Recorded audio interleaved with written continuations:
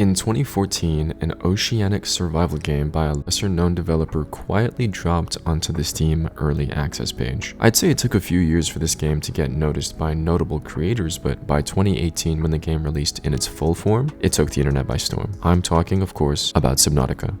I remember watching a lot of my favorite creators showcase this game and playing Subnautica. I remember thinking, wow, this looks like a tranquil, peaceful, beautiful experience. So, I bought and downloaded the game thinking that I would explore this peaceful, aquatic world. What followed was hours of anguish, struggle, and fear.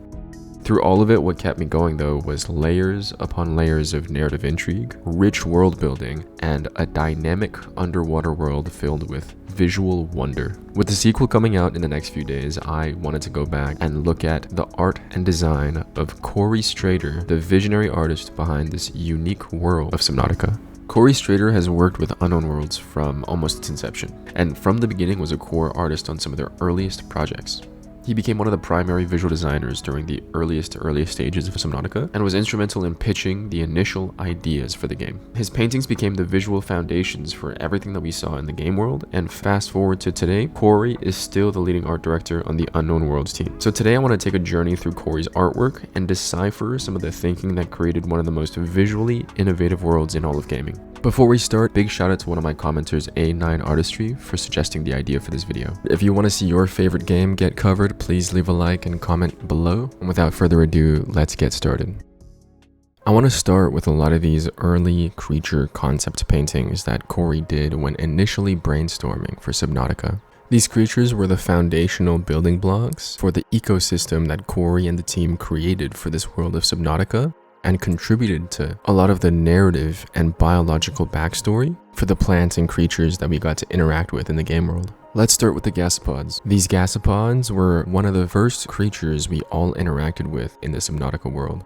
Here we can see what Cory describes as a concept of an idea I had of a creature that would emit glowing pods filled with a poisonous, gaseous substance that would explode around the player and cause damage. The gas mask faces were probably a bit too on the nose. These Gasopods are in the base game, and look, almost one-to-one with this painting. This creature reminds me so much of everything that I love about looking at the concept art of, a smaller developer, which is that there's this honesty, this honest conceptual clarity that comes through in the design. And this might be like an abstract description, but in so many of the projects that we see nowadays, especially on a bigger team, there's so much cutting edge shape design and cutting edge concept work done to make every single moment and every single creature design look as cool and edgy and visually appealing as possible. And don't get me wrong, these Gasopods look cool, but I think there's a bigger focus on making them feel conceptually legible and biologically grounded in this world, right? Even with this goofy gas mask face. We immediately understand the role this creature occupies and, the level of danger that it may or may not present to the player. So I think this serves as a good introduction to some of the thematic design approaches that we'll start seeing in some of Cory's other work. Moving on, we have the shock eel that Cory describes as a concept design for an electric eel type creature. While they were just a secondary part of the concept image, I was particularly happy with the hoopfish in this painting. Simple design, familiar and readable as fish in larger schools, but at the same time clearly alien. I'm so glad to see that these paintings reflect so well the final product of these creatures that we got. The electric eel and the hoopfish again look almost one-to-one with this painting, right? And herein lies the strength of a smaller developer and relatively smaller team, which is that early ideas and this early vision for Subnautica didn't get diluted in the iteration process. And I'd like to commend some of the design thinking here for some of these creatures, right? As we escalate in terms of threat to the player, how do we design in this danger as opposed to some of the other creatures, right? How do we know that this shock eel is a bigger threat than these hoopfish besides just its size? And we see a lot of that in, the red colors, the bright red colors being displayed on these electric antennae,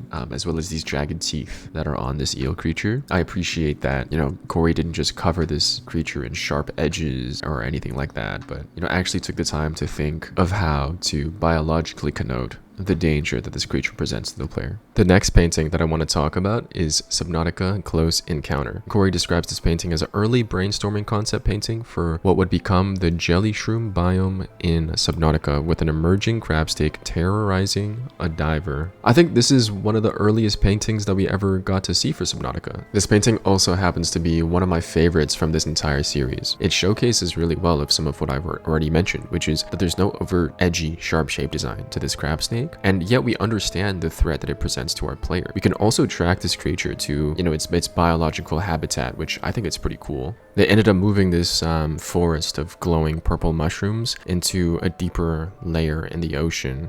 In game, this area is really dark, and in its darkness, it really showcases all of the vibrance of these emissive mushrooms, creating a very magical and, very fantastical looking space. For those interested in art and design, I do want to make a quick little point here about, the art and composition of this painting. Something that we see a lot of in Cory's work is this very old school illustrator way of composing his scenes. In modern concept art, we're typically taught through the lens of a filmatic cinematographer, right? And we lean into a lot of the principles in cinematography and set design, which is that at any moment in any scene, we want to make a deliberate and visible representation of the foreground, the midground, and the background, as well as the connection between them. This is to give the viewer a sense of space and depth, and to make this moment feel like a lived-in space that we're filming through and not one that was presented to us. But in Cory's work, and in a lot of older concept and production work as well, we see this very almost traditional painting thinking approach when it comes to composing the scenes, which is giving us a somewhat neutral presentation of the moment that is happening. One of my instructors called this the stage play effect, where all the elements in the frame are either stage left or stage right on a similar presentation plan. I don't think this takes away from Cory's work at all, just that, it makes some of these scenes that we've seen and that we're going to see feel a little bit like a textbook illustration, let's say, or like a storybook illustration, which, might have been the intended effect. Let's move on now to the Sandshark, and this is such a fun painting. Cory describes this as a creature concept for an idea I had of a shark-like creature that would bury itself in the sand so that only its dorsal fin was visible, moving along the ocean floor. It would burst out in a shower of sand and chomp the player with its goofy, toothy mouth. I always liked this silly little spinning fish fleeing from the shark, and we eventually did add the creature into the Subnautica sequel, Subnautica Below Zero.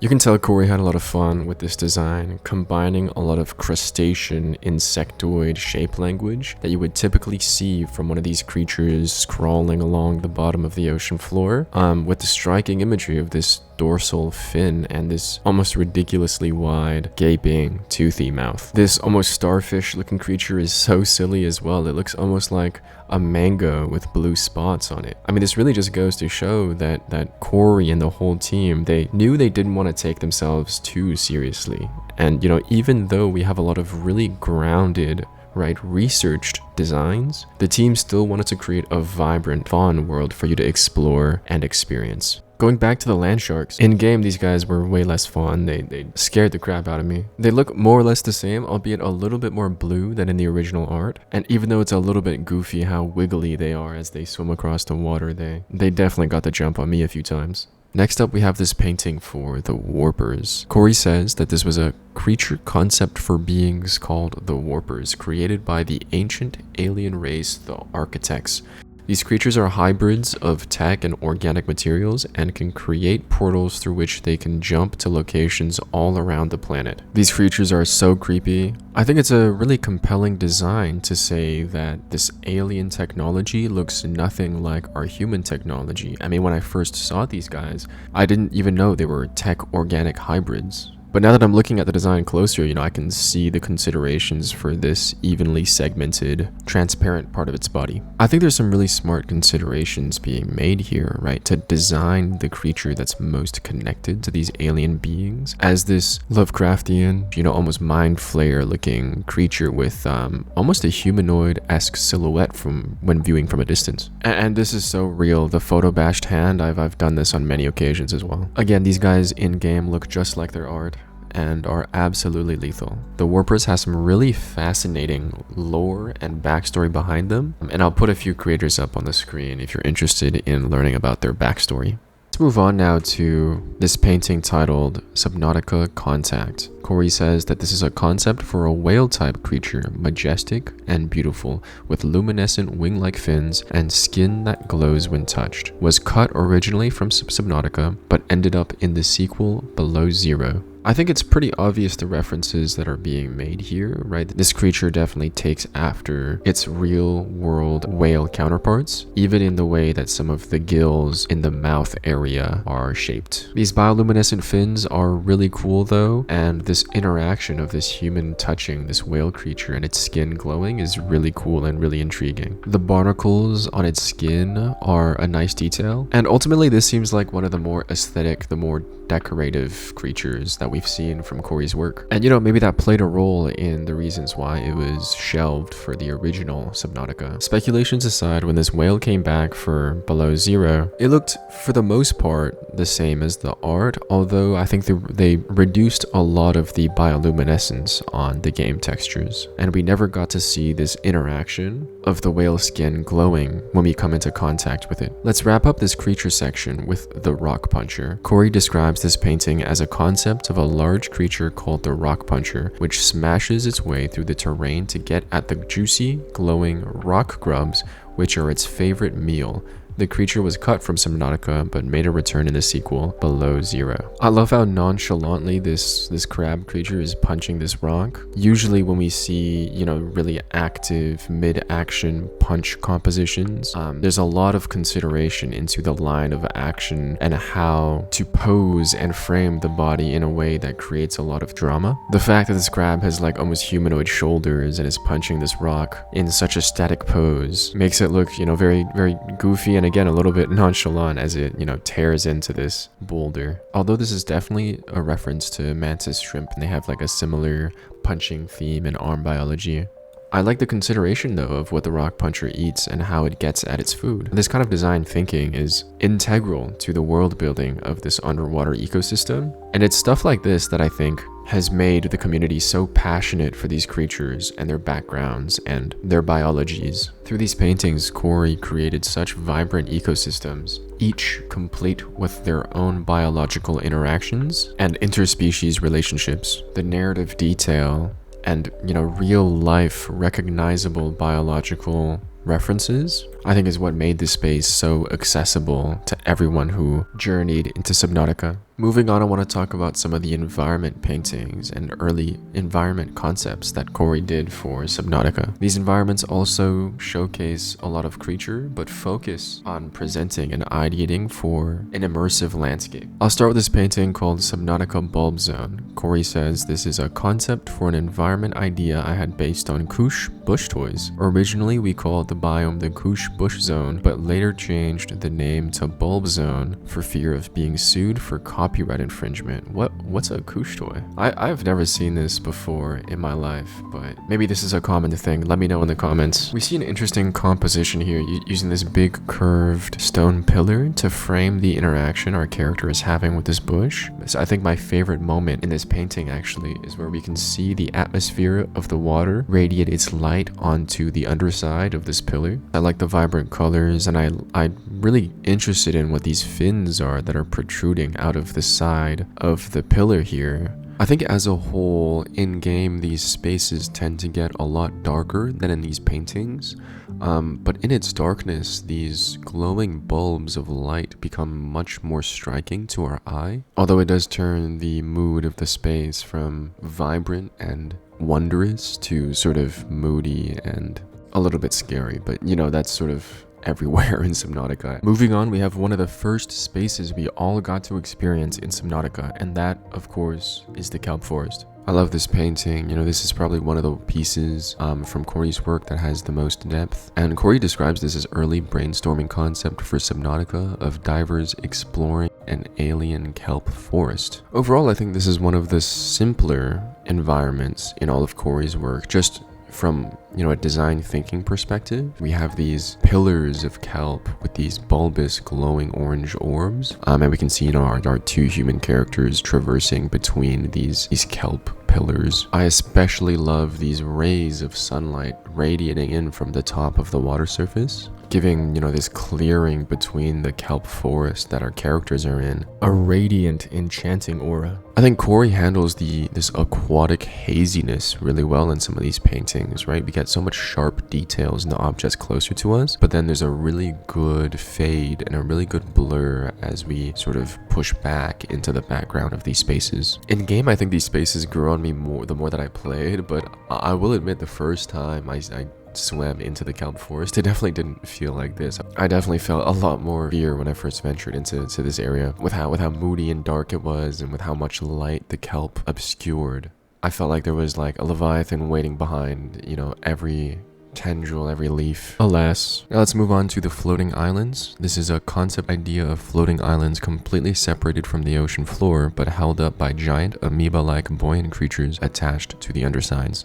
There's some pretty interesting interactions happening between these amoeba and this floating island. If I remember correctly, these amoeba are the things, that are keeping the island afloat, but at the same time, they're consuming, or they're nourishing themselves through consuming this floating island and its life forms. Don't hesitate to let me know if I'm wrong. But once again, we're writing for these interactions between all of the different assets and elements in our game world, and connections like this really adds to the world building. In game, this space is once again very visually striking. Same with many of the other spaces that we've covered, but seeing these giant glowing orbs of light on your journey through this dark, murky water, it was definitely one of the visual highlights for me throughout my experience. But moving on. Next we have the Lost River. Cory describes this as a concept for a biome we ended up calling Lost River. This ended up being my favorite area in the game, with its creepy vibes and the water underwater look, which was based on the real world phenomena of underwater brine pools that form due to having a higher salinity than the surrounding ocean. I really like the colors and the composition on this one. In game, this area is really, really dark, but we still see this vibrant green that Cory wanted to direct into this space. This ancient skeleton looks very intriguing and brings a lot of mystery into this space. And I never got this far, so do let me know if you actually do see this giant skeleton in this biome. But I think that's really cool, and the size difference between it and the character, adds to this fantastical dynamic. You'll notice that in this world of green, this landscape of green, Cory chooses to use a striking red-orange to detail the head area of this translucent creature that's swimming out of the skeleton's mouth. That color contrast immediately draws our attention to that creature, which looks very scary. And I don't know how people can, play in a space like this and explore a space like this without, pooping themselves. I do find myself wishing that in some of these paintings, Cory would limit the light sources a little bit, right? We have the light radiating from the top of the water. We have the light radiating from our mech suit. We have, these emissive mushrooms that are in our foreground and midground. And all in all, while this creates a really enchanting space, I can't help but feel like that maybe the mood that Cory wanted to convey with this environment would have been amplified if we reduced some of the strength of the secondary and tertiary light sources and really highlighted, one key light source from which our audience would have been able to experience this scene, right? Imagine if this moment was a lot darker, and then we primarily saw through the glow that's coming out of the light in our mech suit, and we notice a secondary light in the background that's this glowing eye of this scary red creature in the distance. I think overall, that might have contributed to a moodier, a more dramatic read, but who knows, maybe Cory wanted to stick with a really fantastical, enchanting environment throughout all of these spaces. In game though, this is one of the creepiest, darkest areas that I've seen in all of the footage. And this is also where, you start to encounter so much more danger and threat. Let's wrap up the environment section by looking at the Twisty Bridges. Cory describes this as a concept idea I had for Subnautica of a biome with twisting coral and barnacle formations. Watch out for the wildlife, even if it looks cute. We weren't able to develop this biome for Subnautica, but it made a comeback in the sequel Below Zero. Another really magical looking space here from Cory. These rays of sunlight coming in through the top, and then this rippling refraction of water always, contributes to such a fantastical, whimsical looking environment. And I love how, like, from a first read, right, this looks like a very wholesome interaction, right, with our character diving down and reaching towards this cute pink alien creature. But then as you track this creature's body, you notice a sharp claw out of its tail, as well as this expansive underside of glowing blue, what looks like eyes, right? And all of a sudden it becomes a lot more ominous. Again, we see this very old school concept approach of packing as much texture as we can into all of these surfaces, which, as we look at some of the in-game footage for what this space turned out looking like, brings me to my next point about the general art style of Subnautica. Looking at the game, I begin to wonder, if I had to summarize the visual style, right? Because obviously Subnautica is a stylized game. How could I summarize the style of Subnautica? And ultimately, I think Subnautica is a love letter to an older generation of game development and game building where, every asset is thought through and every asset is handcrafted and every texture map, every map is hand painted. When I see Subnautica, I don't see, a cutting edge production team sitting there looking at their engine, trying to figure out the minutia of how to make, a sharp cutting edge water environment look as realistic as possible or to present the cutting edge of graphic fidelity. I see a painter, an animator, an illustrator sitting around a table going, wouldn't it be fun if... I'm exaggerating. That's not to say that they didn't have a cutting-edge production team behind them. They worked with Fox 3D Entertainment, who has been with them since the Natural Selection days and is one of these phenomenal outsourced production teams who worked on projects like Metro Exodus, Hitman 2, A Plague Tale: Innocence, World of Tanks, and many more. But I hope it's clear what I'm describing when I say, the visuals of the game are based in their attempt to capture and reflect the whimsical execution of Cory's paintings, and much less looking for a way to exceed them and to build a cutting-edge, high-fidelity space. Anyway, rant over. I love Subnautica, and I think it's so rare for one of these smaller teams to, build a completely innovative IP and find so much success. I hope in going through some of these paintings with me, I hope I was able to show a glimpse of the spark that Unknown Worlds captured in the early stages of developing Subnautica, and I hope my commentary did justice to some of these phenomenal paintings by Cory Strader. Big shout out to Cory. His amazing artworks and paintings made this video possible. As usual, all of his socials, all of his links will be provided below. Let me know your thoughts. Did I miss something? Is there some interesting backstory on one of the creatures that you want to point out? Should I do a part 2 where I look at some of the art done for Below Zero? As always, thank you for watching to the end, and I'll see you next time.